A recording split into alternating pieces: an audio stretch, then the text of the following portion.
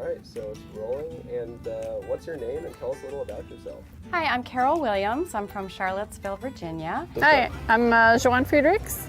I'm a local artist from the Seattle area. My name's Tracy Cunningham. I live in Florida. Hi, I'm Susan. My name is Mary Ann, and I'm from California. I'm Tracy Walters. I am 65, almost 66. So my name's Sean Lewis. I'm from Olympia, Washington.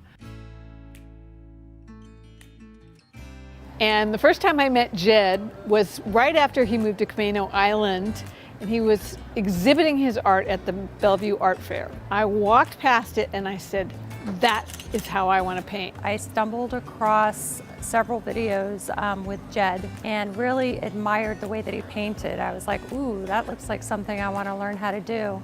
Found this guy who was painting this, what he called radiant light. Quite frankly, when I first saw it, it didn't really impress me too much. I do know things get really ugly sometimes before they get better, so I was going to give him the benefit of the doubt. He started doing these things which I now know are sky holes.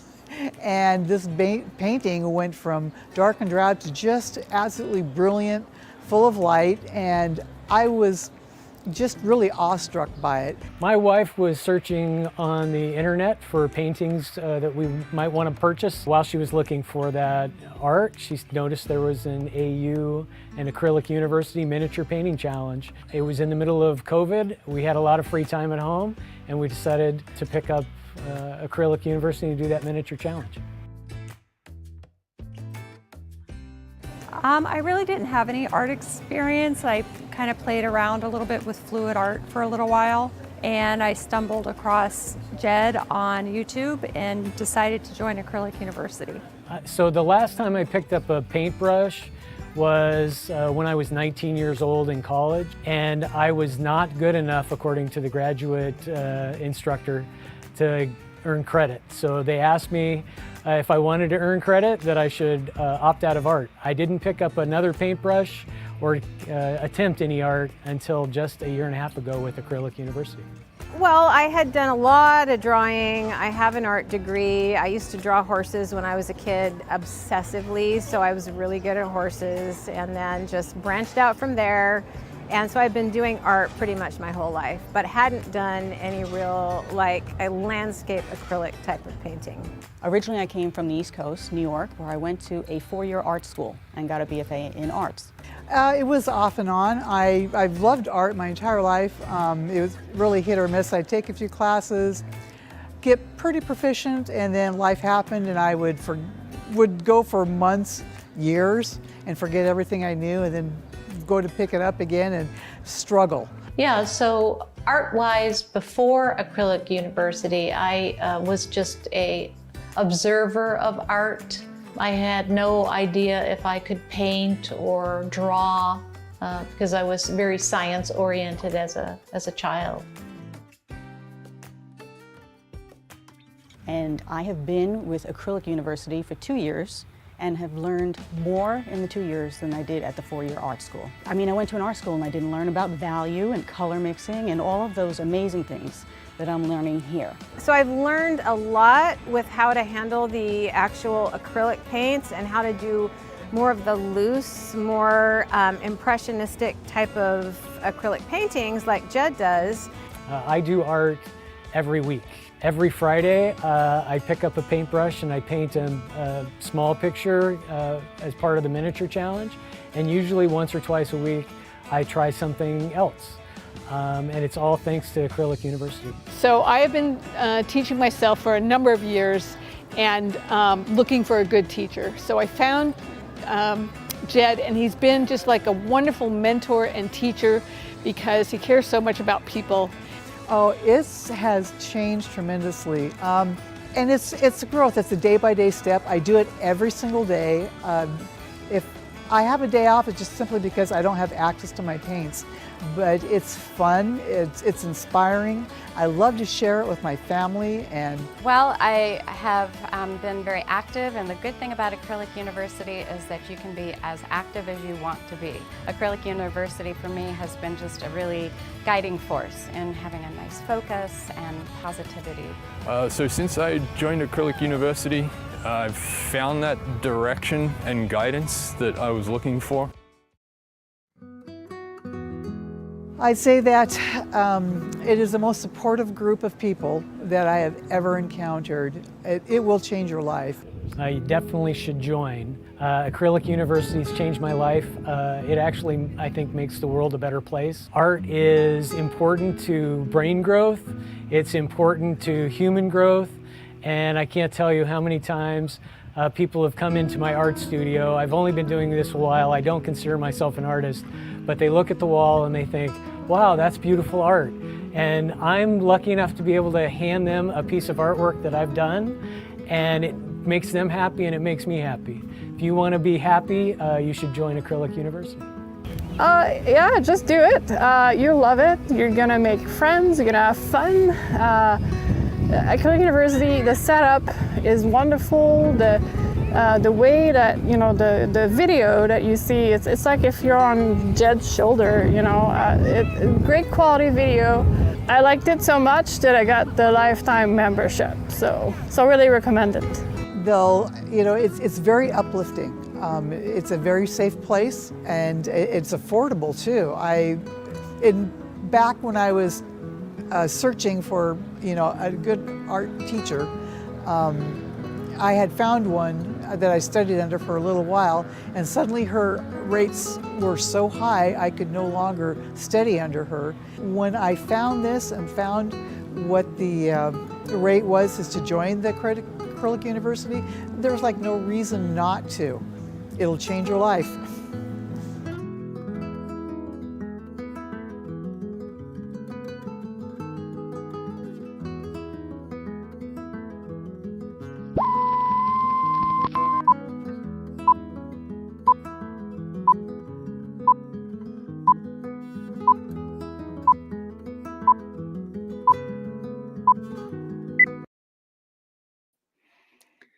Who is ready for a bonus session? This is going to be so good, you guys. So glad to see all of you here, and happy to spend this evening with you. It could be, kind of later in the evening. It could be like late afternoon.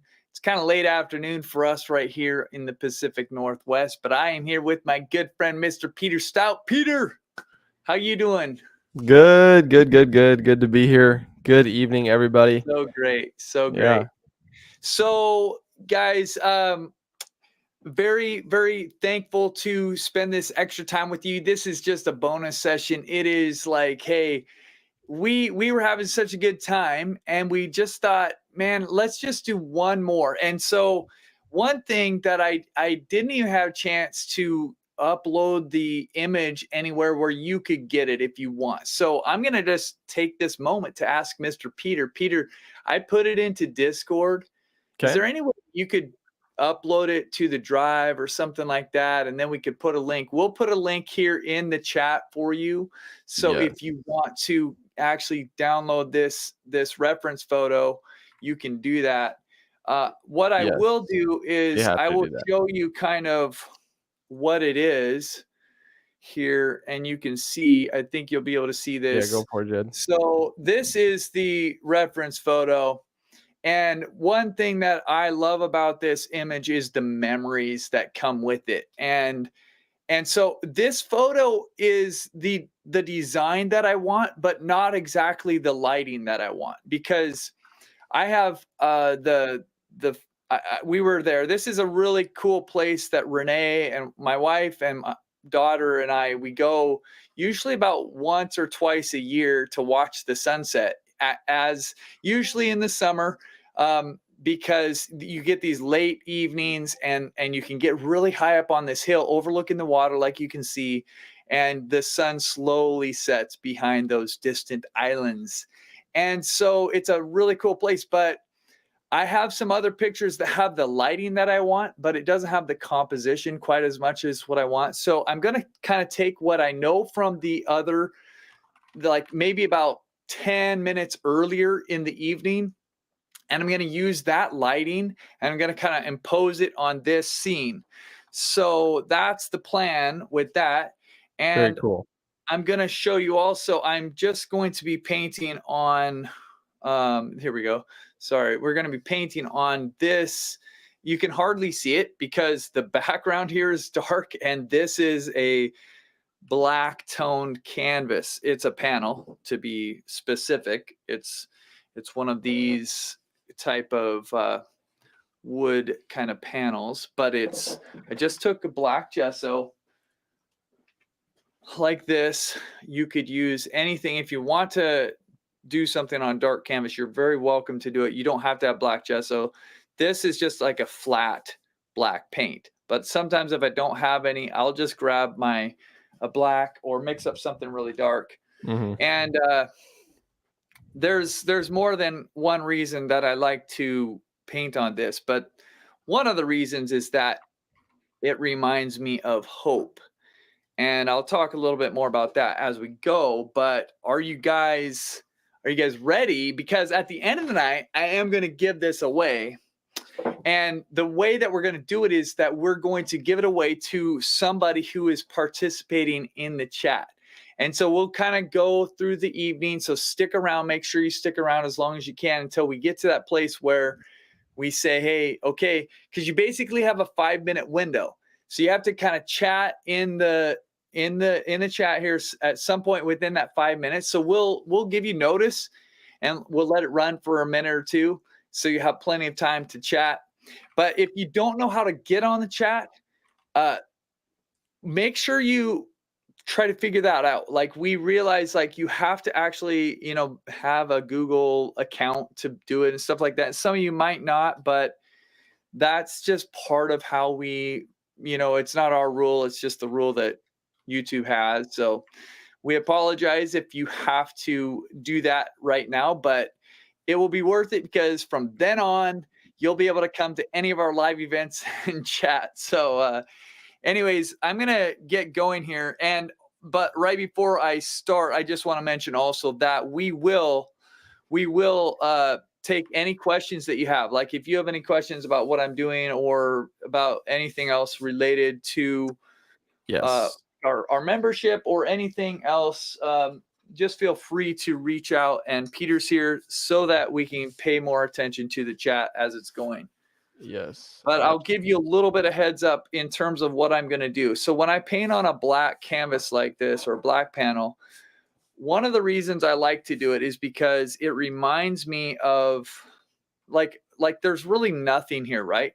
So if I put any kind of color down or any kind of light down, it's going to make a significant impact on what's here, because it's almost like there's nothing.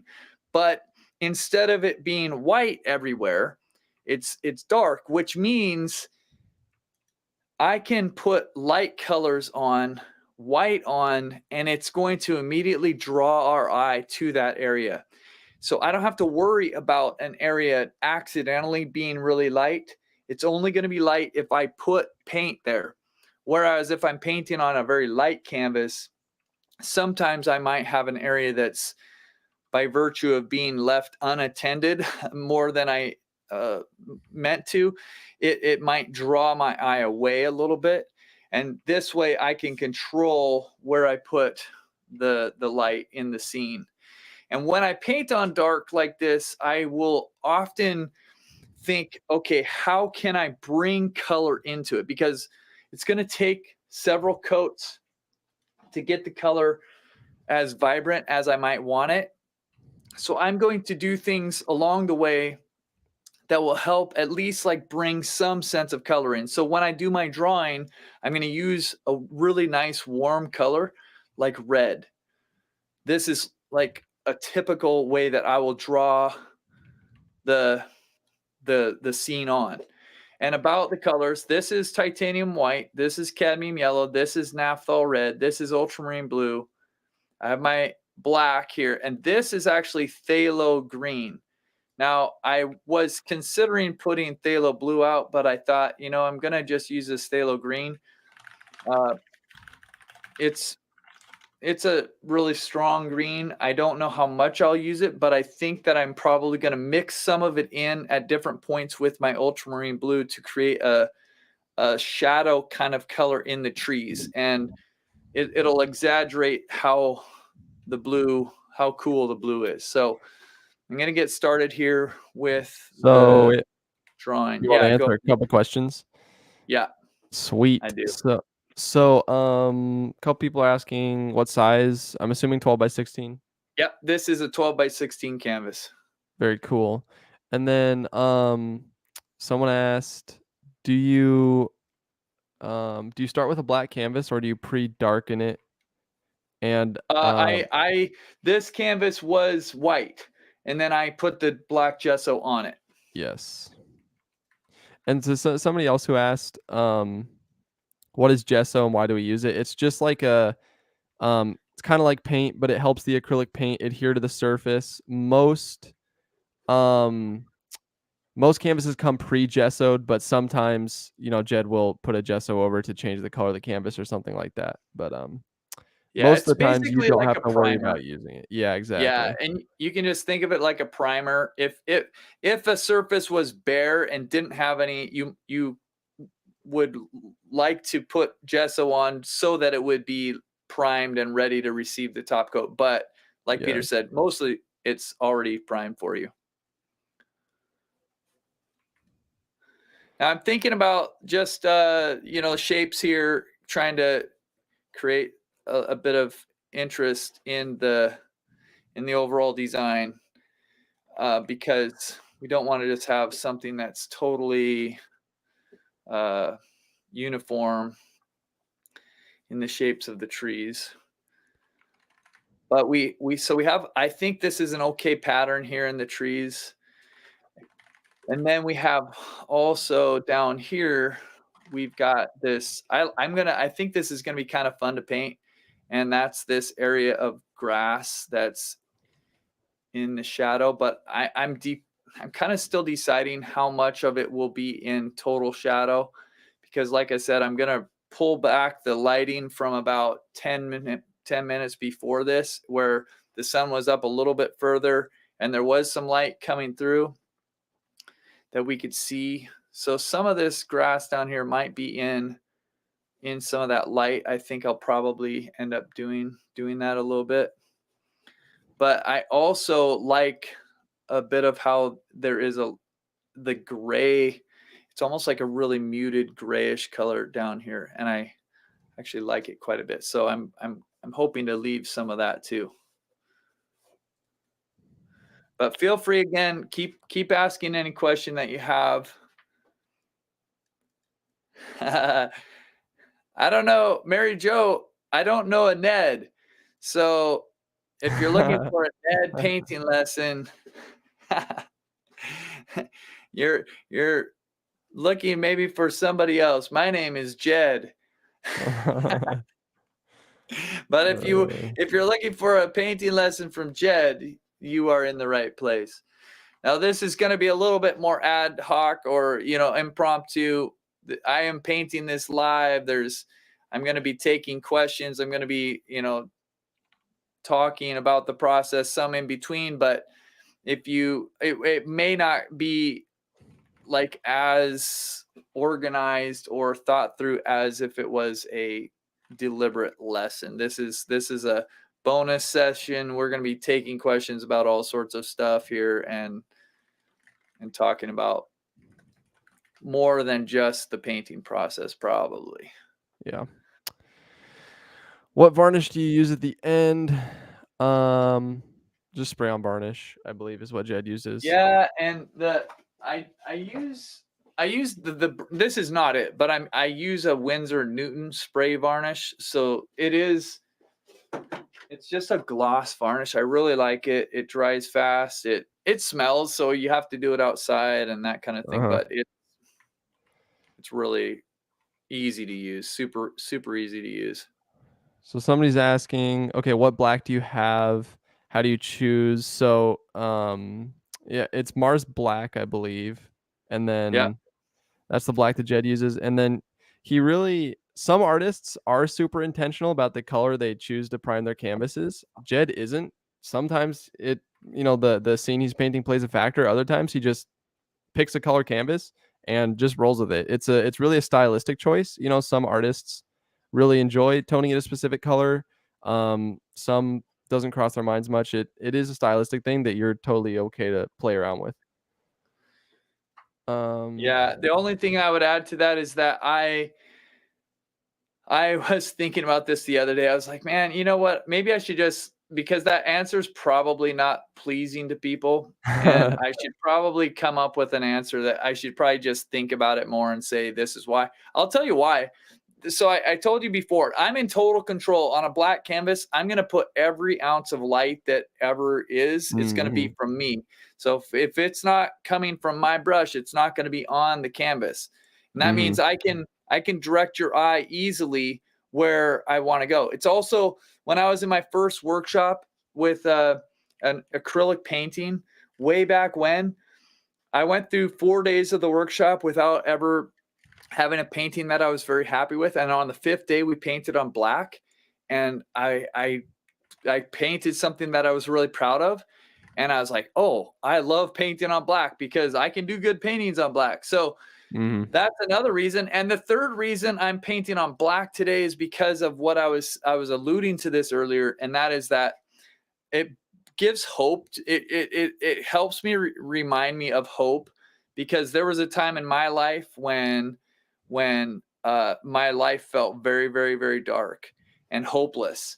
And it was like a blank canvas with nothing that I could have done to make it nice and colorful and vibrant and joyful. Because now my life is all those things. My life is colorful. It is vibrant. I have loving relationships. I have all this stuff, but addiction and my own problems had made it so hard and so dark that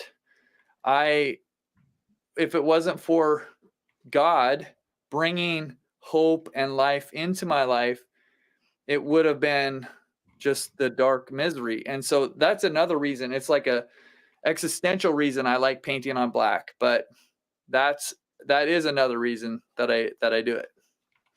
There we go. Hope that's a better answer for you. Yeah, maybe. So longer one. What brand paintbrushes do you enjoy the most? Right now I'm using 2 Princeton flats. I also have a Princeton Aspen here, and I just recently got some Rosemary & Co brushes. These are super nice too. I love all of those, to be really honest. They're like all really nice, good quality brushes. Awesome. And right now what I'm doing, guys, is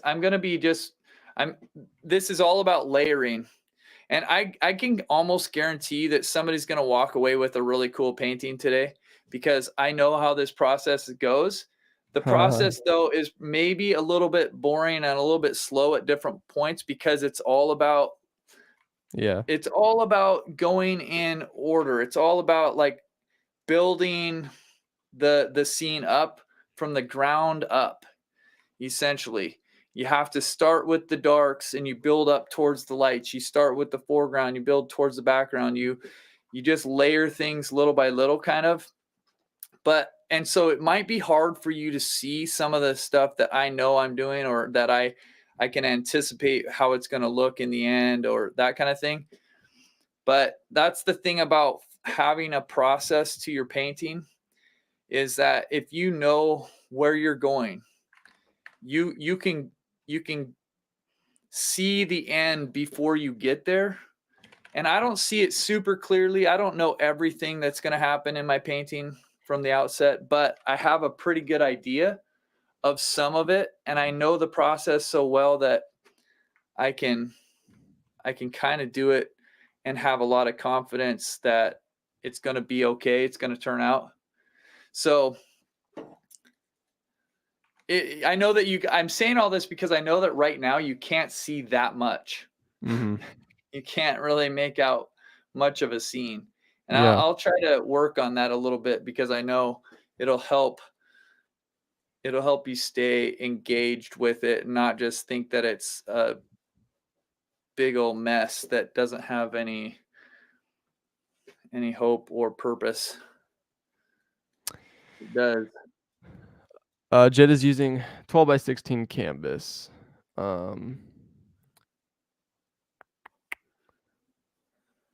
Isabel, what do you think about making your own canvases, especially if you want to do really big canvases? What do I think about that? Yeah. Well, I think that it's good. The only time I've done it really is if I have a very custom size that I need. So Mhm. when I have done commissions for people in the past, when they have a custom painting and a custom size, like say they have a very specific wall that they want to put the painting, and they need a painting that is 57 inches by 37 inches, right? Now, Right. that size you can't find easily in any store or even online, like it's very difficult to find something like that because it's very custom. So those would have been the times when I would have made my own canvases in the past. But generally, if I have the choice, I don't, because it's just like extra work and extra time that I don't usually feel like I have. And I would just usually now, like what I try to do is I usually try to direct people and I say, okay, you want a painting that's going to cover this area. Here are your options. Like, here are the closest options for you that are not custom sizes. And I try to direct people Mhm. towards something like that. But, there is a cost to buying canvases, and if you have more time, you might find it to be a great deal to just spend your time and make your own canvases. For me, I have less time, and so I prefer to keep my time and use it in other ways and just Mhm. pay for a canvas. Good Very question, cool. though. Yeah, for sure. What colors are on your palette? This is cadmium yellow light. This is naphthol red, ultramarine blue, phthalo green, Mars black, and titanium white. Very cool. Do you paint the edges when you have a black canvas background? No, I'm gonna just leave the edges of this wood. It's like a wood. I like the edge as it is. So yeah, not in this case. I won't.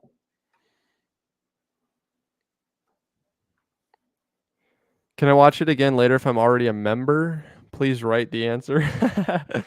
Barbara, yes, you can. We'll probably just leave this up on our YouTube channel. Probably, Jed. Yeah, I would Yeah. imagine so. Yeah. Yes, we can totally do that. Yep. Please Just write watch the on the answer. YouTube That's channel. great. Yeah. Is it standard for acrylic paints to show brush strokes in thicker painted areas as opposed to a flat finish?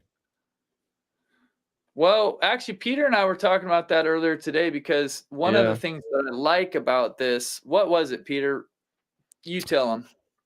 Yeah, well, I was just down there at our studio, and he has like 50 of these mini paintings he did for a course recently, and kind of at some point he switched from a gessoed canvas to a smooth board. What's the name of it, or like what Yeah. specifically is it?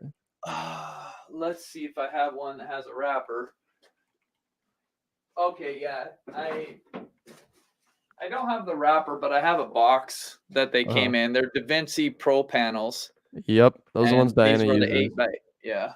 Yeah, so the cool thing about using a really smooth surface is the brush strokes come through really heavily, and I personally like that textured look. So does Jed. So does Diana as well, the other artist that works with us.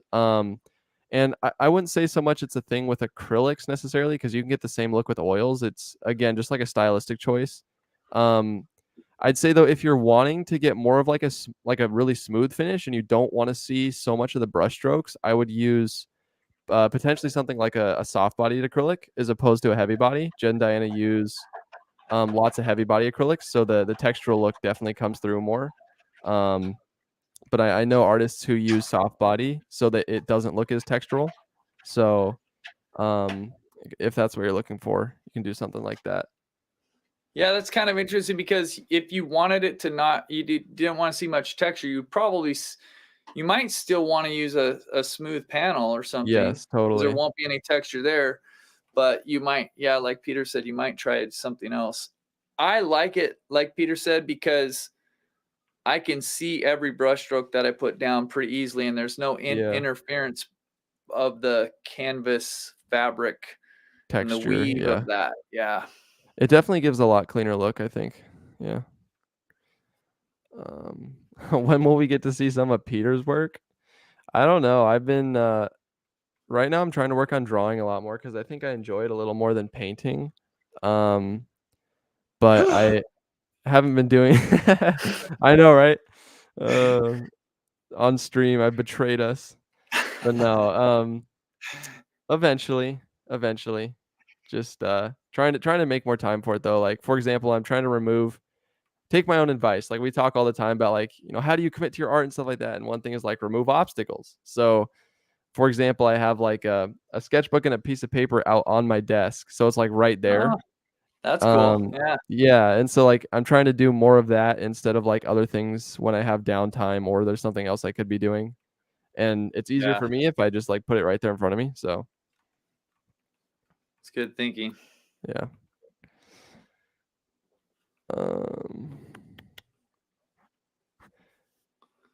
Have you ever diluted heavy body with something like airbrush medium to paint so it almost looks like watercolor? Yeah, that's such a cool idea. I have, and I think I have some airbrush medium somewhere around. I don't know exactly where it is right now, but it's really a good way to dilute your paint. Mm. Oh, this is not it. I thought I found it. Anyways, I don't know where it is, but yeah, it's a good idea. It keeps because it's made out of acrylic polymer still, it's a nice way to dilute the paint without it becoming like a different consistently, like on the molecular level. Like it'll still be all the polymer and all the binder and all the stuff that holds it together and that will make it really adhesive. You don't have to worry about any of that going away. Yeah. Like if you put in all water, it does change that. And I don't know at what level, I've heard different things, to be honest. Some people don't worry about that too much, but if you mix something like airbrush medium in, you're for sure not going to have a problem. So it's a good product.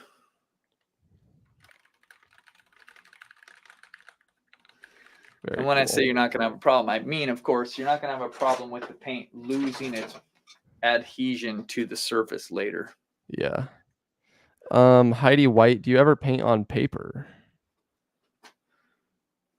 I don't personally really ever paint on paper, but I like every once in a while I'll think about different things like that, because I think somebody when they were just asking about the airbrush medium, they said then it could kind of look more like watercolor. Mhm. And every once in a while I'll look at a watercolor painting, I'll think that is so cool looking. Like I wonder if I could get some of that Yeah. texture or the washiness of it. And so I think about it every once in a while, but before I do that, I'm going to do the thing that you learned from Jennifer, Peter, that stuff that she uses. For the I can't wet remember what wet on wet blending. Yeah. Well, it Yeah. was like the watercolor. It gave her a watercolor kind of look, remember? Oh, it was crazy. Yeah, like it'll Yeah. actually bleed across your canvas like a watercolor. Yeah. Yeah. There's a and I know exactly what it's called. It's called Nova Color Texturing Paste number 241, and Okay. you prep your canvas with it, and then put a little bit of water on your canvas, then start painting. And not only does it hold, like, the paint keeps its integrity, but yeah, you get a full on like watercolor. Like your colors will bleed across the canvas. It's pretty crazy actually. And I bought some of that the other day because I wanted to test it out. And I actually did put some down on some panels at home, but I don't think I really tested them yet. Uh-huh. So, but yes, that's my long answer to, do I ever paint on paper? Not really. I like the idea of it looking kind of watercolorish, and I might try something like a different surface, but before I do that, I'm going to try this Nova Color stuff and see if it Yeah. gives me the same feel on a panel. Yeah, totally. Say it again, or say that again. It's Nova Color Texture Paste number 241. And it should, if you just Google that, it should link to their website. And yeah, I can get a giant bucket of it for like, Yeah, I bought a gallon of it, I think. yeah. It's pretty cool stuff though. Yeah, she did a thing where she compared a bunch of different things to try to get, the wet on wet look. And there's nothing really? else. Yeah, I mean, she tried like a dozen different things. And there's nothing else out there quite like it that lets you get that really cool, like wet into wet look. Oh, interesting. Yeah. I don't know if I saw that, all the comparisons. I just saw the final product.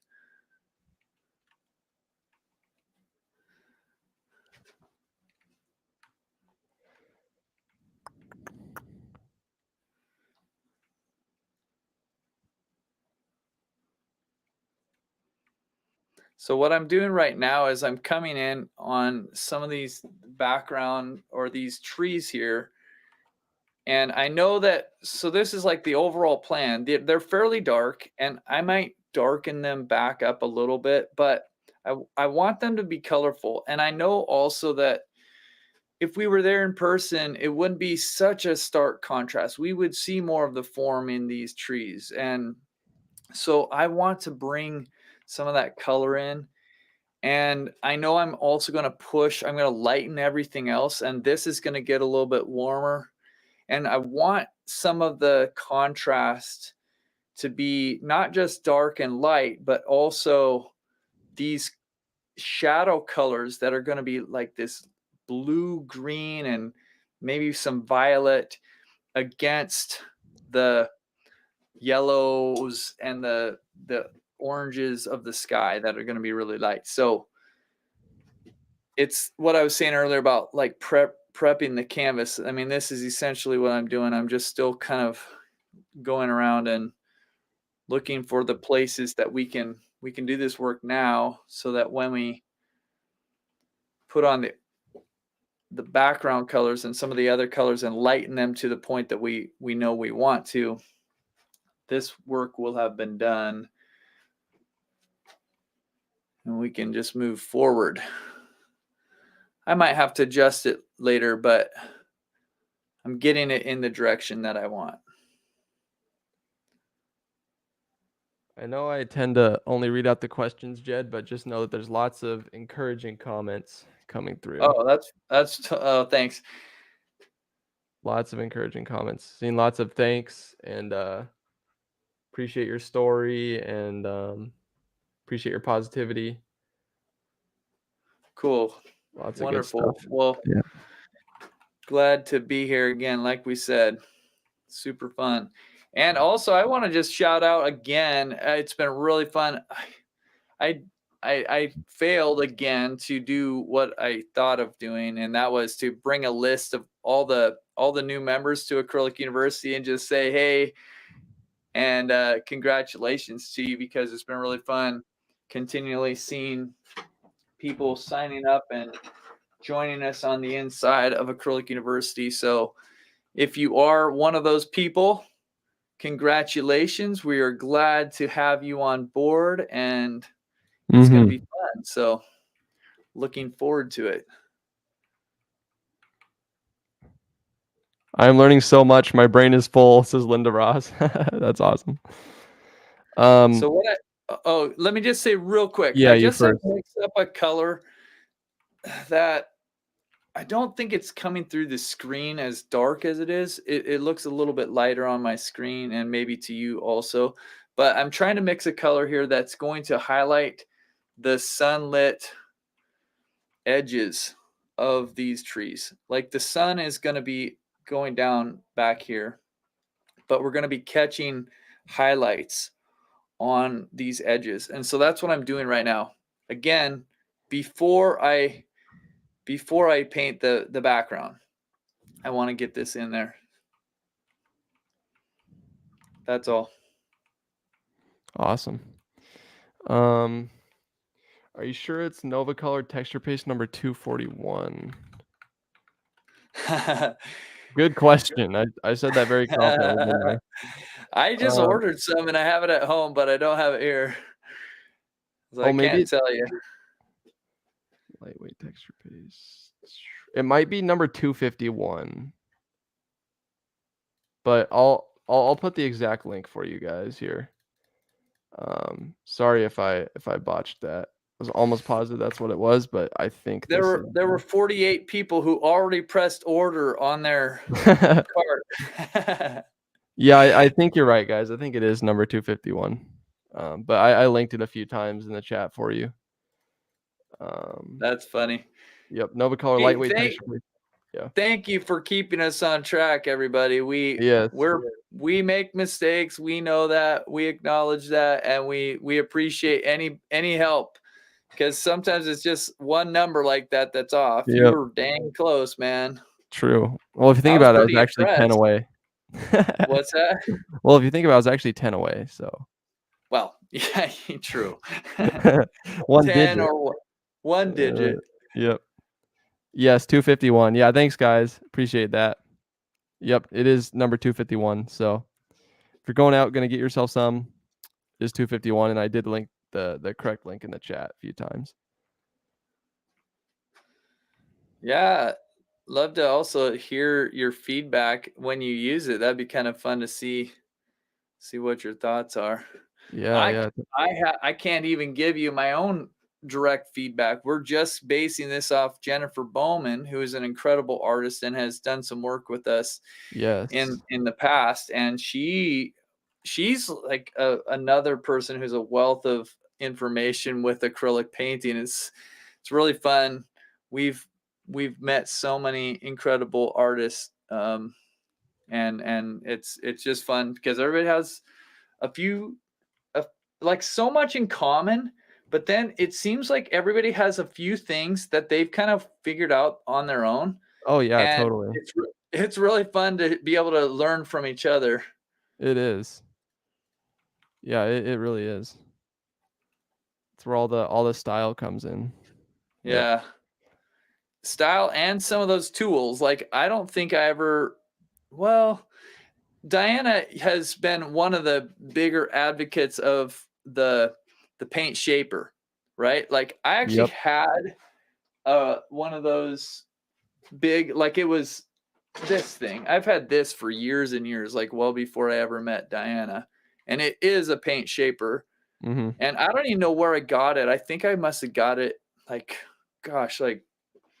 20 years ago or something. But I didn't really like use it too much in, like I've learned stuff from Diana and how she uses her because she's got quite a few different ones, and it's like, yeah, you pick all sorts of things up. By the way, I don't know, Diana, if you are watching.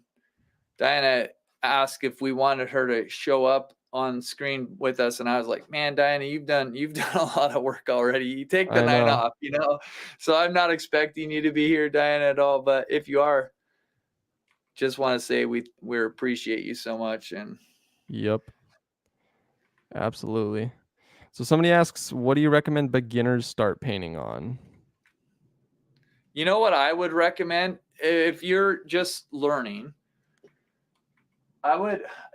Somebody else might have a different recommendation that might be even better. But one option I would say are those canvas pads, like where it is kind of like it's kind of like a cross between canvas and paper. It might be canvas, but it's thin, and it just comes in a pad, and there's like 10 sheets. And so you could get different, they come in like, I think one is a 12 by 16 size that you could get, or you might be able to get it smaller. But like what I just think when you're learning, one obstacle you don't want to have to deal with is being afraid of using materials, or, like, Yeah, that's hard. you don't want to be worried about wasting money or something like that. Like, oh no, I could never practice because this canvas cost me too much money. So therefore I'm just going to let it sit on the shelf, and I'm never going to actually use it because I'm not good enough to paint on this expensive canvas.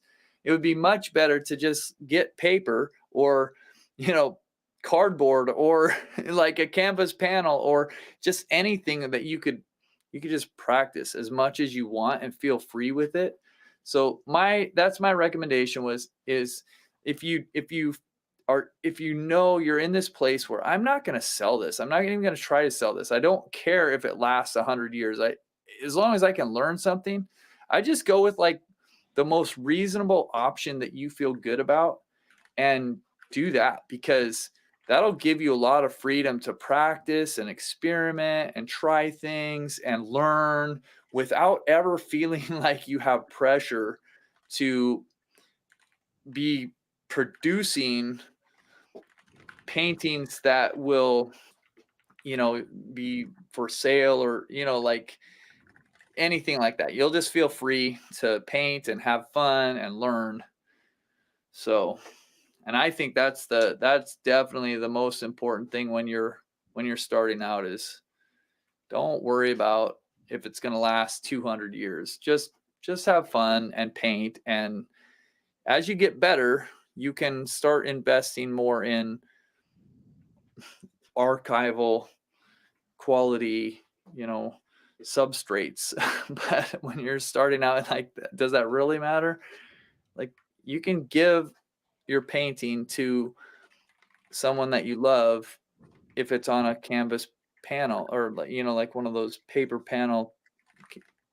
canvas things. You can have it stretch, you can mount it on a board. Like, if you really turn one out that you love, like, there's lots of ways to preserve it still.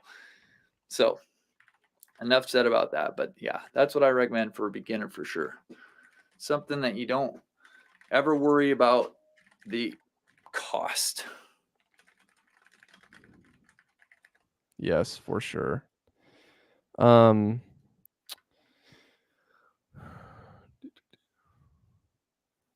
Yeah, there are a couple people that vouch for that. Painting with cheap acrylics too. So, so here's the thing. We always say that usually you can get away with student grade paints, but get yellow and white in artist grade, because it covers way better, and it's so frustrating to work with otherwise. I know Diana's perspective on this is, if you're really serious about your artwork, professional grade paints behave so differently, that it's kind of like, if you practice with a bunch of student grade paints, it's like you're not setting yourself up for success in the best way, if that makes sense. Like, if you want to give yourself the absolute best chance, then start with those professional paints, teach yourself the right way, and it's going to be hard at first, but your art journey is worth the investment. If you can afford it, I would just say always go with the nicer product, just because if money's not an issue, then just always do it, because, like, why wouldn't you, right? I mean, but at the end of the day, something is better than nothing. Like, if you want to grow as an artist, exactly. And that's the thing, is like, I can show you, gosh, like, these aren't the exact paints, because we gave most of them away. I mean, I had boxes of this isn't the kind, this just looks kind of like, but Liquitex Basics. I used Liquitex Basics for so long. And that's the reason I know that I don't like yellow and white in those colors, is because I learned the hard way that they don't work very well. And someone says student grade paints are so frustrating to work with. Yeah, so it's like, if you're gonna get frustrated like painting's scary enough as is, right? But if you're also trying to deal with, bad supplies and like that kind of thing that'll discourage you further, it's hard. It makes the process harder. It's another obstacle in a way. Yeah. I Yeah. mean, but I just say my experience is that phthalo, ultramarine, black, like there's a Mhm. lot of colors that I honestly think I could do a painting like this, and I could use the basics like the student grade paints, and I could make it turn out totally fine. I would Mhm. get absolutely frustrated with the yellow. I would not like the white. And if I had an orange falls in the same category as the Yeah. yellow. The orange is terrible, the yellow is terrible, and the white is like very mediocre. It's better than the yellow, but it's still like, for me, those are like the ones that I just can't deal with in the student grade. And when we used to host classes at first, we had like we used to have these coffee and canvas classes every week, and Mhm. giving paints to everybody. We were supplying all the paint. And I used to, like, the first round, I bought all student grade paint. So I'm like, well, they're just coming in for a session and they don't need to have artist grade paint. So I just thought, well, I'll just do it this way. And uh, what I found was I would be doing my demo and I'd be mixing up my artist grade yellow, my artist grade white, and I'd be like, yeah, all you do is do this. And then I'd go over to them and they'd be sitting there like, how are you doing that? And I just realized, okay, this isn't going to work. We have to get artist grade paints across the board for everybody so Yeah. that they're not like at a serious disadvantage, to compare to what I have. So Yeah. you just Somebody learn. asks, why are student grade paints frustrating? It's because the amount of paint, pigment versus the amount of binder and other stuff like the acrylic polymer or whatever they put in there to kind of like make it paint. Mhm. It's just a lot less pigment. And so when you put a lot less pigment in it, it by its nature, it's just going to be, it won't cover the anything as well. Mhm. And so you wouldn't be able to tell the difference if you were painting the yellow on a white canvas. It might work okay, but you would never be able to cover a dark canvas like this with any of those lighter basic student grade paints, because they're very thin and transparent. Someone asks, I have Winsor & Newton paint. Does anyone know what grade this is? Well, if you have Winsor & Newton, there's two kinds. If you have acrylic paint, there's professional acrylic, and then there's one called Galleria. And the Galleria is student grade. And if it's professional, that's the artist grade it's the nicer one. Cool.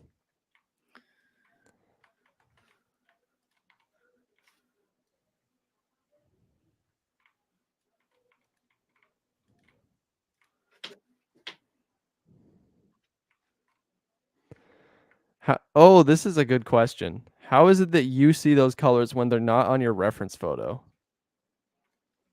Oh, okay, I was explaining this early, but it's because partly it's experience and I was there, this is like a special place, but it's also that I'm referring to a different time. This is the composition that I like. Like, this reference photo has the composition, but it didn't have the colors and the lighting that I wanted. And so I'm Oh, right. referring back to a different time of day, like 10 minutes before in this scene. That's what I'm painting. I'm painting the scene as it was just a little bit before this reference photo was taken. So I'm making it up in one way, but I'm in my mind, I'm referring back to what I saw earlier in the evening. And there was light coming from the sun and hitting these different objects and making them more colorful. But as far as that goes, there still are times when you would see me paint and you would say like, why are you choosing those colors? I don't see them. And I would Mhm. just say that I tend to exaggerate things. So if I see a color, even if I just see a hint of the color, Mhm. I will think, "Oh, I like that bluish green color that's in the deep shadows of the trees. I'm gonna take that and I'm gonna like amplify it. I'm gonna exaggerate that color." So I do that, and then sometimes even if I can't see the color, I I sometimes it's from experience, but sometimes it's just like I want that color to be there. So Yeah, I'll just make it up and I'll just put it in. totally.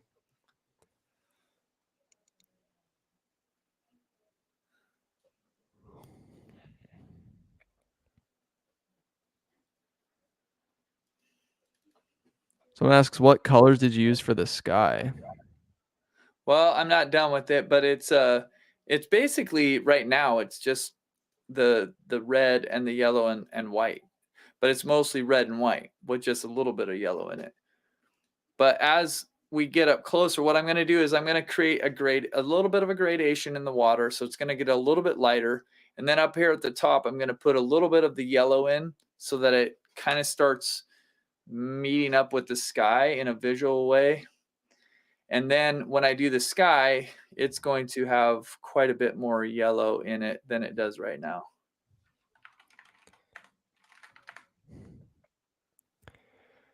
Gail says, "So many unnecessary tubes of paint I own. I love, love, love how you just use the primary and it makes the picture so cohesive." Yeah, that's I was gonna get back to this, but somebody asked earlier, how'd you get so good at color mixing? And the simplest way to start is just use one of each primary and white and black, you know? Um, yeah.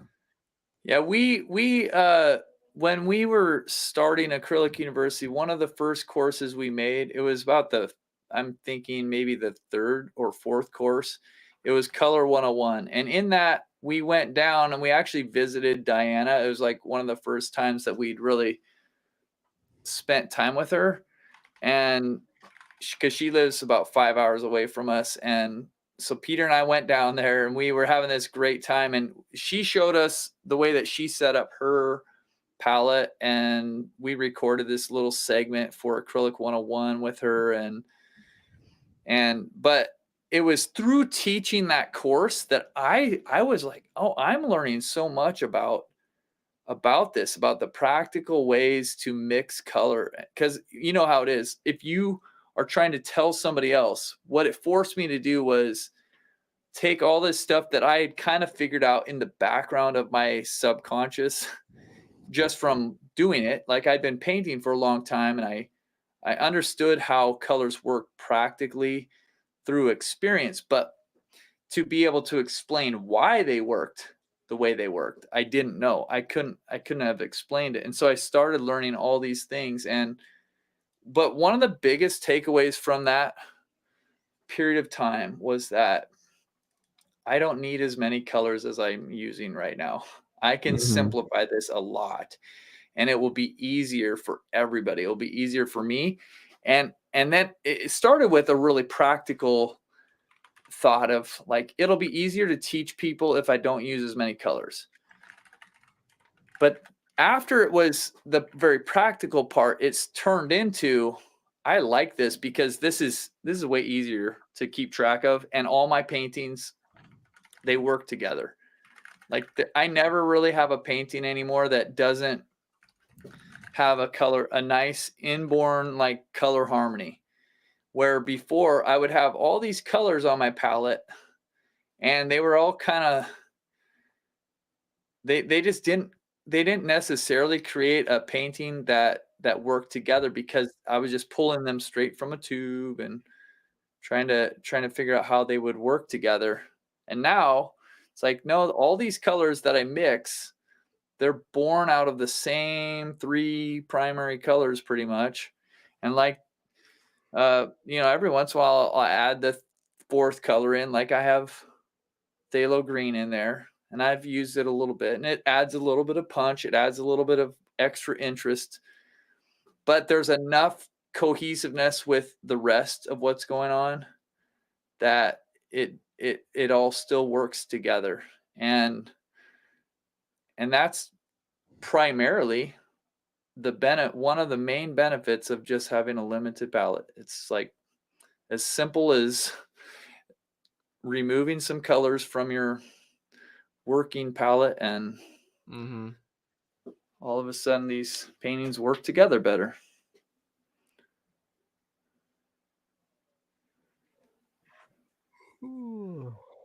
Man, I got a call coming into my phone right now from a good friend who's a great artist. I just can't take the call. Can we use quinacridone magenta if you don't have alizarin crimson? Quinacridone magenta if you don't have alizarin crimson. Yeah, I mean, it's going to be a little bit different. In my viewpoint, quinacridone magenta will be a little bit stronger color. Usually, like alizarin crimson, I think has a little bit more of a brown kind of bent to it. So that's like where I'd say, at least from I don't use alizarin crimson very much. So that's a little bit of a limited advice. I and a caveat, like, don't necessarily take my word for this straight up. Like, you might want to double check my thinking here, but that's kind of my first thought. And so they are a little bit different, but yes, could you use it instead? I totally think so, especially when you are thinking about a limited palette, man. You can just choose whatever colors you want to have in your palette, and they're all just going to work differently together, but they can all work. They will all work together. It's just some of it might be, do you want to have those exact colors in this very scene, or would it be better to use a little bit different? Those are the questions to ask. I might need to darken up these islands back here. I was thinking I might lighten them up a little bit, but I'm not sure if it might work. I'm gonna see. Someone asks, why not use 60 color, or Peter, why not use 60 colors? And I mean, you can if you want to. Well, you could. I mean, that'd be like using paints like pastels, right? Where you you have a color, a paint tube for every part of your painting that you ever could want. But like I was just saying with color harmony, it's very difficult to get color harmony, or it can be very difficult to get color harmony when you have that many colors. You have to really know what you're doing. To limit your palette is kind of like an easy way to get to color harmony without knowing everything that there is to know. Yeah, absolutely. Color.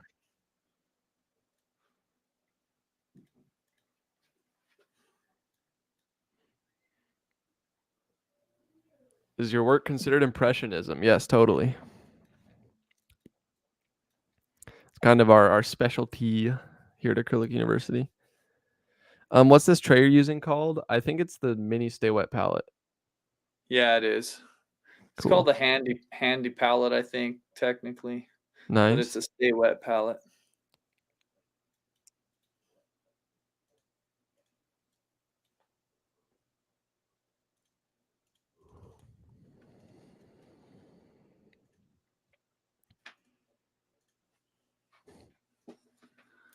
So yeah, you can kind of see the color a little bit better right now. I mean, at the very beginning, like I said, you're just seeing the dark everywhere, right? It's not super inspiring or anything like that, but all that work at the beginning is putting in some of these colors that they're still deep and rich, but they're laying the groundwork for the rest of the painting. Do you have AU Color 101 on YouTube? No, it's a course for members. Members do have access to that course though. Jacob Swanger asks, what would it take from Impressionism, or to go from Impressionism to more detailed? Well, I think personally it mostly takes smaller brushes and more time. Mm-hmm.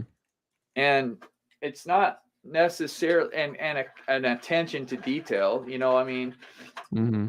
it's, and I would say that there's, to do it really well also would require a sense of, like, you have to know the paint, like okay, I'm trying to think of the easiest way to explain what I'm trying to convey.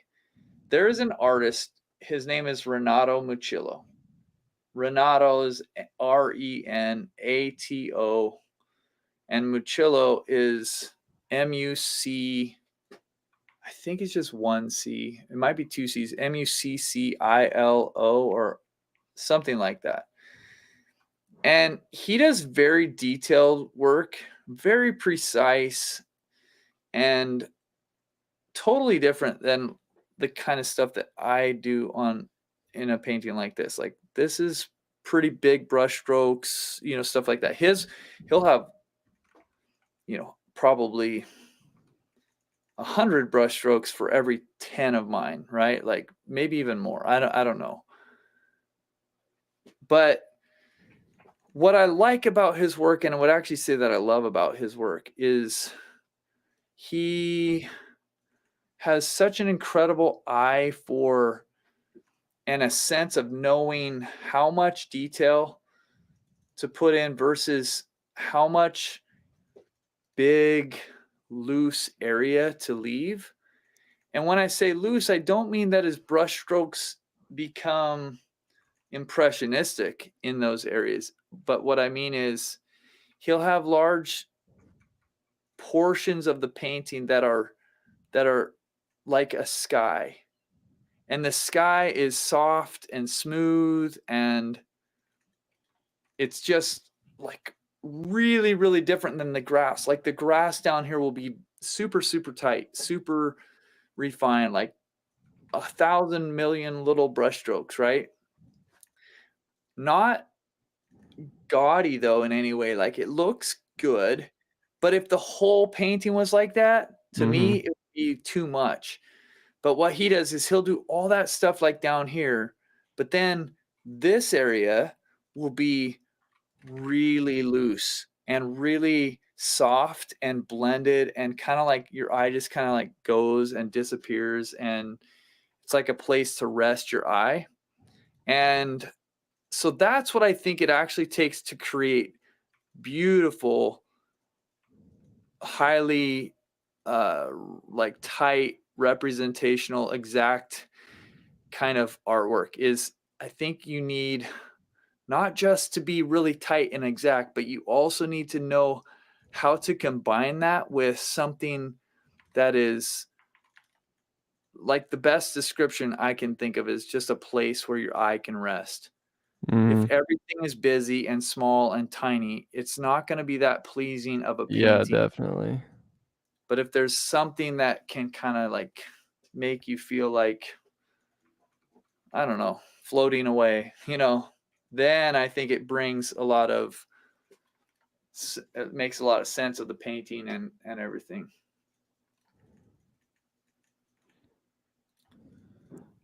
Well, look at this, you guys. I'm trying to think of,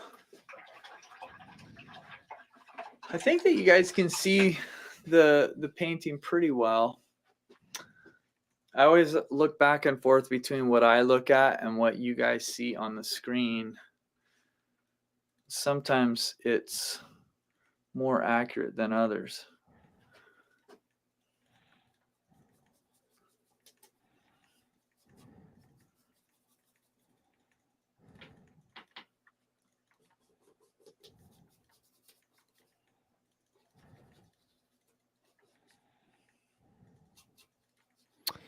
Are you bringing back another mini challenge? Someone asks. I'm not sure exactly what you mean by bringing back. Most of our miniature challenges are up for sale at miniaturechallenge.com all the time. So, do you mean is Jed coming out with another one, or what exactly do you Yeah, mean? clarification. I don't Yeah. know exactly what you mean either.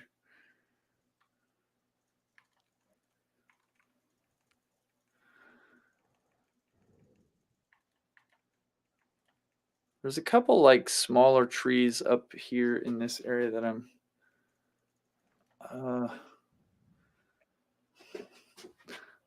Susan, I'm loving watching you through this process, and I finally figured out how to chat after so many classes. That's awesome. Oh, good. Glad Welcome. you, Welcome yeah, to the chat. yes, glad you found your way. Next time you'll have it from the beginning. Yep. That's the good thing.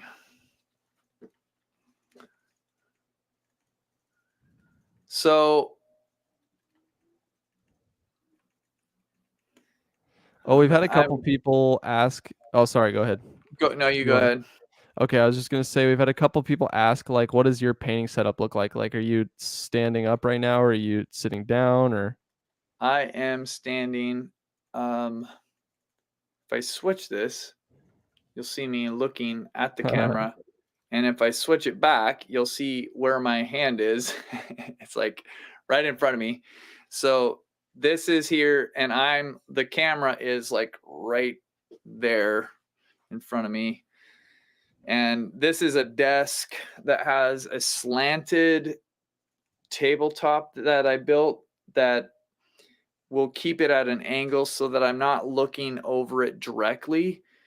Because at first we did it that way, and I was like, man, my neck is getting really sore. So I made it so that I didn't have to look down quite as much. Very cool.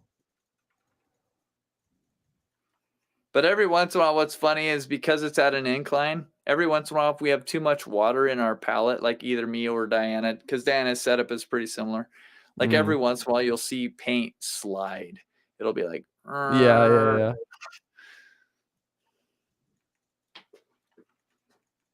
How are you guys doing tonight? Like what's I don't know if people who are here like participated in the landscape workshop. I'm sure that there's other people here too who didn't, because I know that I sent the text to a lot of people that are just on our text list, and I don't know how many participated, but how are you guys doing? What's going on with you? What are you looking forward to the rest of this week? We're kind of halfway through the week. Yep. Love the workshop. I'm good just taking it all in. Love the workshop. I was in the workshop. If all I could do is paint with you and learn, that's what I would want to do. Oh, yeah. It's very, very sweet. Getting ready to watercolor. Yes, went to landscape workshop. Awesome. I participated, enjoyed every minute. Very cool. Yeah. Well, if you could do us a favor, in a couple days, if you participated in the workshop, I'm not exactly sure when it's going to come out, but we do have a survey. We always send it out at the end of anything that we do, and we love to get feedback. We love to just hear, because we're working on things on our end a lot, but we don't necessarily have the perspective that you have. And so we rely on your help to create events that are good, that are accessible, and we've gotten a lot of feedback that's helped us change certain aspects of what we do, and made things a lot better for everybody who came behind, right? So if you could look out for that survey, it's going to come by email in, like I said, like it'll be within a few days for sure. And we would really appreciate if you could give us any feedback. Yes, absolutely.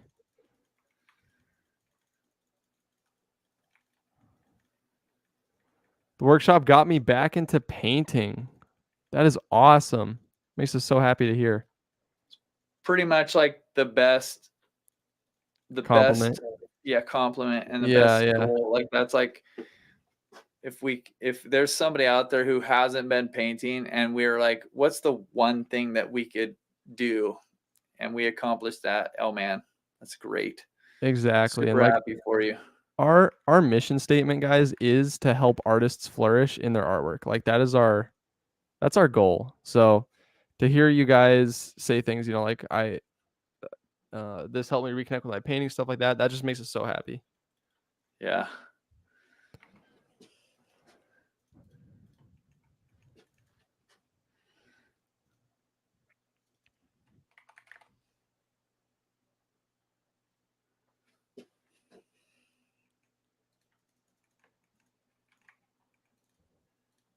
So right now I'm mostly just adding in like little details and kind of, I mean, they're not like super detailed, but I'm just kind of trying to create some texture and a little bit of interest in some of these areas, or remove distractions also could be another way to think of it. Mm-hmm. And I'm standing and looking at the painting overall as a whole.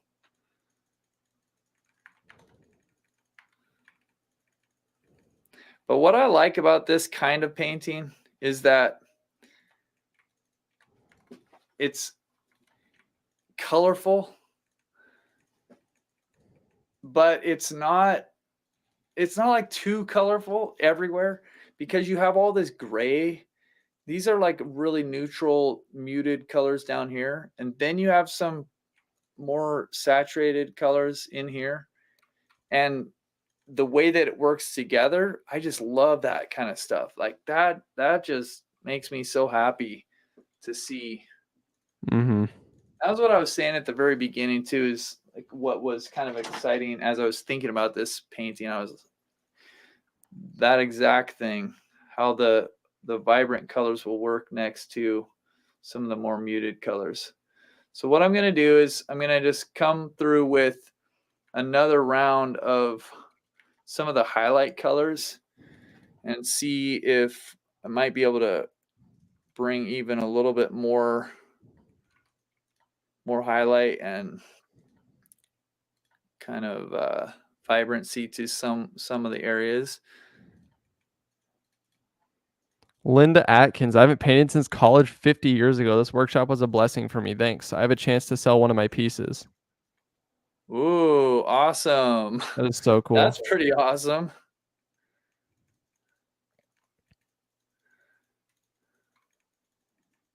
That's really cool. Man, you're on your way to being a professional artist. Like first painting out of the blocks, it sounds like, and you're selling it. Yeah, totally.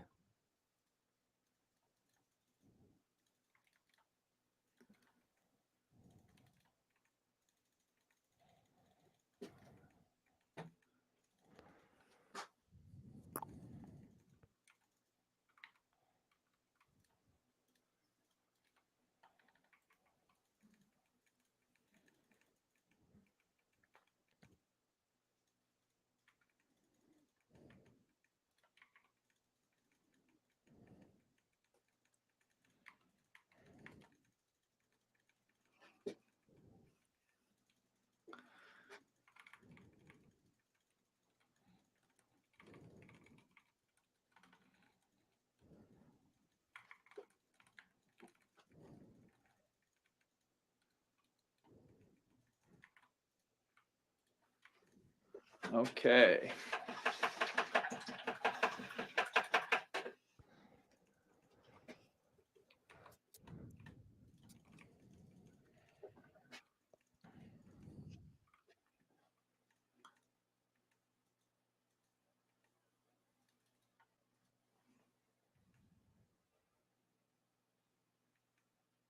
You know, I kind of like using this small handy painter or palette, handy palette, Yeah. handy paint.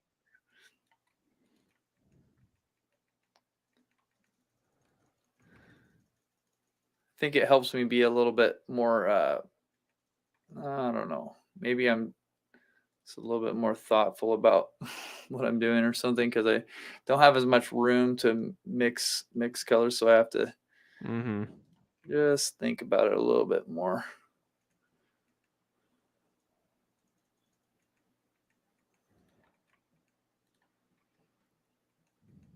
Actually adding in a little bit more color up into the sky. Let's see.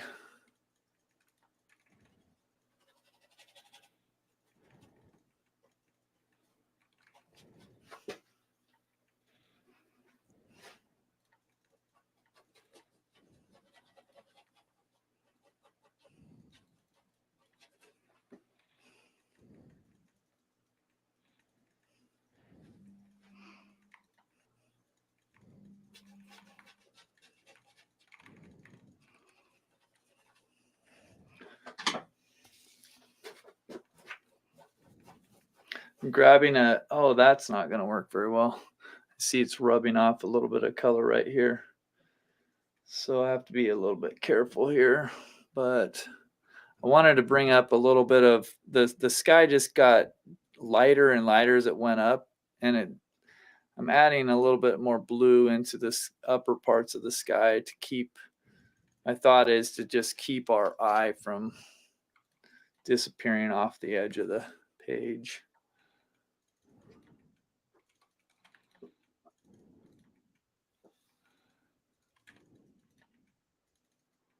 Okay, well, guys, I don't know. I think that I'm done. I think I'm gonna sign this, and then we're gonna give it away. Very cool.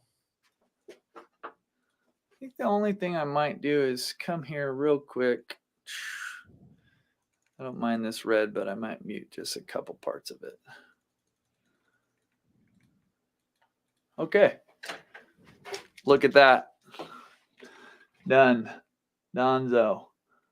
Very cool, Jed. So yeah, go ahead, guys. We'll give away this painting here in like a minute or so. Just go ahead and type something in the chat. I'm going to give you a couple minutes. And the reason I'm going to do that is because I know that there are some people here today that are like, man, you guys, somebody here wants and needs me to go through this one more time. I am not going to go through this in great detail, but I just want you to know that our membership is open. And this is like, you can see right here, I'm on the sales page, and you've got about 6 hours left that you can sign up. And like, you can literally transform your art in a year, possibly even less. We've just seen the most amazing things happen when people jump in and they just make the most out of what we offer. And it's really fun. It's really encouraging. It's really great to see. So you've got different options. You can sign up for a monthly plan. There's no obligation on any of this. $497 will get you a whole year, and that's going to save you a bunch. There's so much in here. I can't go through it, like I said. And you can pay once and have lifetime access. There's also scholarship plans. So if you want to apply, but you're saying, man, that's just a little bit more than I can afford, come here. There's a payment plan for the lifetime. And if you're Canadian, we have a special page set up for you that is in your currency. So, yep. Anyways, would love to have you join us. And we are excited for those people who have already, and we're looking forward to welcoming you in with our, like this Friday, we have our new member orientation. And so we're going to go through all the goodies and all the stuff that you're going to get and give you like the best walkthrough so that you'll get the most out of your membership. And we're really looking for that. But let's do this, Peter. We're like, dang, almost ready. I'm just excited to give this away. So if you are, sounds good. If you have typed in the chat in the last like 5 minutes, it's going to qualify you. So just last 10 seconds to type in the chat, and we're Yep. going to do this. But yeah, it's been super fun. Cindy, I saw you say thank you for sharing this evening. It's so fun. We used to do this just on the regular during COVID, and it was Yeah, always like it was Friday always a night. great time. We had Yeah, such a good time. So it was, yeah. yeah, Very cool. it's fun for us. All right. You want me to roll it, Jed? You want me Let's to do it. pick the winner. Let's do it. Let's see who the winner is. All right. Oh, Kelly good. Diane's just Zeichner. keeping chatting. I love it. Kelly Zeichner, Zeichner. Congratulations. You are the lucky winner of a painting. Can you put that in the banner? Yeah. Put a banner up for that. Kelly. Yeah, Kelly, I'll show you here again. Okay, Kelly. Awesome. I'm so excited to send this painting to you guys. Congratulations. And or to you, and thank you everybody for being here. If you have any questions regarding something, we're going to stay on here just for a couple minutes now, and we will answer them. But we'll be gone here in like 5 minutes, and then we'll all go home. We'll all have a good night, and we'll just carry on with our lives, having good times every day. So Sounds yeah, fantastic. So, all right, yeah, chat is speeding by. Every time we do that, we say, make sure you say something. The chat goes. oh, I can't. Okay, watching helps Understandably. me loosen up my interpretation of a scene or a photo. Cool. Are you still going to do an in-person workshop? Diane asks. Yes. Just the timing is the only question mark. But yes, we'll do something. So tired. Got up at 6 a.m. Question and of painted. when. Yeah. How do you set up your lighting? Oh, that's a good question. Leaf asks, how do you set up your lighting? Okay. So it depends on what you're talking about. But like if you have windows, the best kind of windows are if you're in the northern hemisphere, like if you're in where most of us live, you want to have north light. Like that's the best. It's not going to be the really strong sunlight coming through. If you have an issue with lighting in your room, man, I wish that I could just pull up our Acrylic University Facebook group for you, because we've had lots of people ask this question, and I have some ideas, but there are way better answers that come out of our community, and I can't remember all of them right now. But this is what I'll just tell you what I have. Now, in here for filming, I have a couple LED lights that stand up and face me, and they have like this cover on them that it's a diffuser essentially. And I kind of like that for this type of thing, because I don't really like strong shadows when I'm painting. So if it can be a little bit of a diffuse light. And I also think that it's important. Somebody else can probably answer this, because honestly, there's probably people in here that know better than me, but you want to like make sure that your light isn't really on the yellow side or really on the cool side. Like you want it to be something that you can take it into a different setting and it's not going to look like really wacky or really different. And that's what happens if you paint in lighting that is like really off. So it is an important thing. I'm sorry I can't give you a better answer. If I'm in Seattle, may I come by and see your shop? It depends. Depends if we have something for you to see. You can always reach out though. Definitely. Yeah, for sure. Okay. Spent so much Jed, fun watching tonight. I joined yesterday. Welcome, Tricia. how do I send a painting to you where I incorporated all 3 lessons into one painting? You can put it into that submission and just like put it in your comments and say that that's what you did. Did you start out with paint parties? Oh, I started out with just like taking workshops.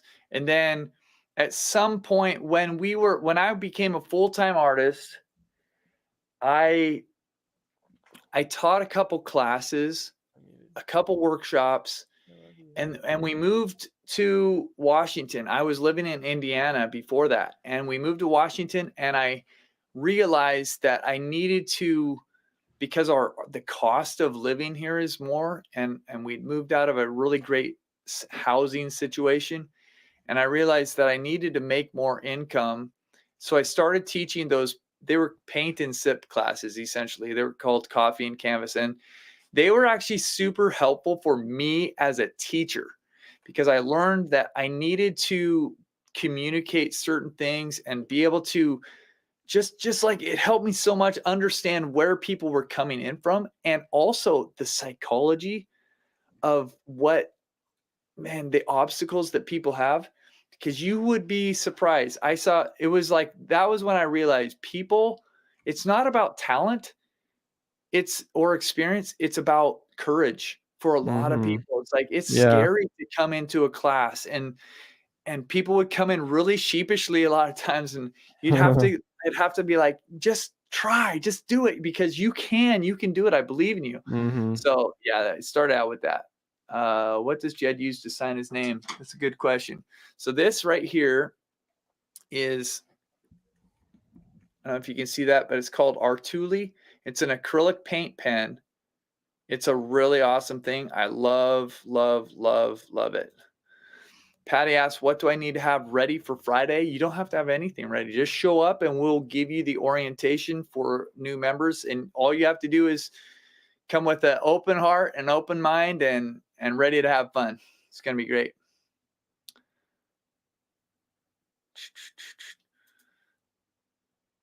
Okay.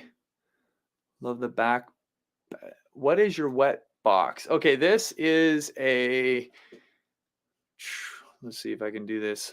I always have to like think about what I'm doing. This is a Masterson handy paint palette. It's just a small version of the larger one, but you can kind of see the name on here. Stay Wet Handy Palette. That's what that is. Good question. Oh, look at this. This is perfect. See, I knew somebody in here was so smart. This is what you want in your lighting. You want to look at the light bulbs that have this kind of rating on it, 3200 Kelvin lighting. That. Thank you, Kelly. Appreciate that a lot.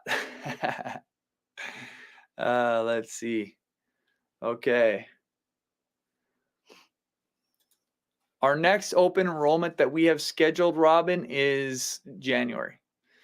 Now, there are some, every once in a while, there are opportunities that but you would not ever be able to find them. Like, but if we teach something, like every once in a while, like I actually have a page on our site that you could get in anytime, but it's only for people that I give the link to. So like, there are things that happen, but for open opportunities, the next thing is going to be January.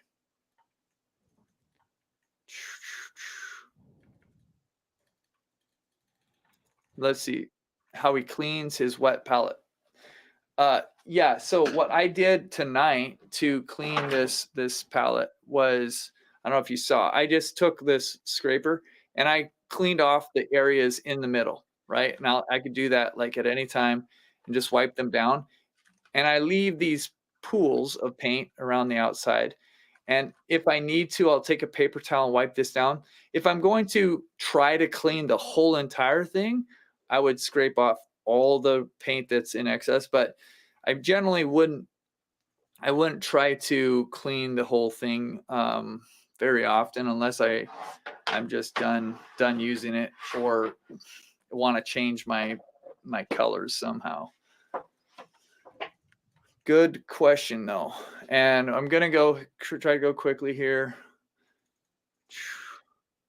How can you see the paintings from the recent landscape challenge? This is one of the questions, Anita. We did things a little bit different. We often have a Facebook group where you can see things, and we thought that we had a pretty good alternative to being able to see and share work. But I think one of the things we realized in this challenge is that we will bring back the Facebook group the next time we do one. It's just an easier way to see things. You can go to the landscapeworkshop.com. You can click on submit and you can see like where you submit paintings, but then down below everybody's paintings, they're there. It's just that it's not as easy to see. Yeah. How do you know when the painting is finished? Maureen, that's a really good question. And maybe the easiest answer is it takes two people to know when a painting is finished. One person to paint and another person to hit them overhead when it's done. Because a lot of times as the artist, you are tempted to just keep working. And but I would say a little bit more helpful and practical way would be know what you're going for from the very beginning, from the outset of your painting. And when you get there, you'll have a better chance of knowing that you're there. If you don't have a pretty specific goal, you will just like paint and paint and paint and paint. If you also can break down things, like sometimes at the end of a painting, like when I was looking at this earlier, I was like, well, is there something really specific that I can see? Like, it has to be specific. I'm not just going to keep making brush strokes for the sake of making brush strokes. So, but if I see something specific, okay, go do it and then stop again and look at it. Okay, Wendy has this. If I join for a year and want to switch to lifetime, can my annual subscription be credited to the lifetime subscription? Wendy, if you join and you change, if you do it in the next month, like if you join for an annual membership and then you change in the next month, 100% of your subscription, what you paid, will go towards the lifetime. If you do it after that, a percentage of it will go towards that. So it just depends on, I don't remember the percentages right now, but I do know that the first month, 100% of it. Okay. And, oh, can you type the acrylic paint writing tool? I joined today, Heidi White. I'm so excited. We're so excited for you. I'm sorry, I can't type it right now, but I can hold this up and try to let you see it. It's Artuli, like art and OOLI, acrylic paint pen, Artuli. What kind of closed containers did you use for your paints? I had bead boxes. Do you use a lot of texture paste? No, I don't use that very often. Every once in a while, but very rarely, actually. Okay, guys, thank you guys for being here. Peter, do you see any, you find? Yeah. Okay, I do see a couple other questions. Yeah. Okay, cool. I saw one, somebody asked, how do you transfer from realism to impressionist? But yeah, I mean, we could be answering questions here all night. So whenever you. Okay, well, I'll answer this one. It's kind of similar. Do you find real, or do you find impressionistic painting is harder than realistic painting? I don't know. It's probably kind of personality. I think in some ways, I think it's harder because it's harder to, like, what I see the progression of a lot of artists, even if you look back at the impressionist painters, like they didn't start out painting with impressionist brushstrokes or like in that style. And a lot of modern artists, if you follow a lot of modern artists, like they will start and they will learn how to paint in a very realistic way. And at some point they realize, like, oh, I can do this now. But so can any, like if you just like become a craftsman, you can like, anybody can do this in a way. Like you just have to work really hard and like get good at copying something. But to paint impressionistically is like a little bit more where you have to bring your own personality into it and your own take on it. And so I think in that way, it's harder because there's no set rule. Like if you're trying to paint it super precise, you can keep looking back at the reference photo or keep looking back at the subject and go like, oh, I have that hair, it's off a little bit. And then you can correct that. But there's no rule like that for impressionistic painting. So it is a little bit harder that way. Okay. All right. You guys, thank you for being here. And who was the person who won it? Was her name Kelly? Is that what I remember? Kelly Zeichner, yeah. Kelly, congratulations on the painting. Excited to send it to you. And it's going to be hopefully a great memory for you to look back on this and remember not just tonight, but the workshop and the fun that we had together. So you guys make sure that if you're sitting on the fence, that you get off the fence and you join Acrylic University tonight before the doors close, or you'll be sad in a day when you're not in with us. But anyways, other than that, we'll see you guys soon. We love you. We believe Yes. in you. We're Yes. thankful for you. Happy painting, you guys. Bye, everybody.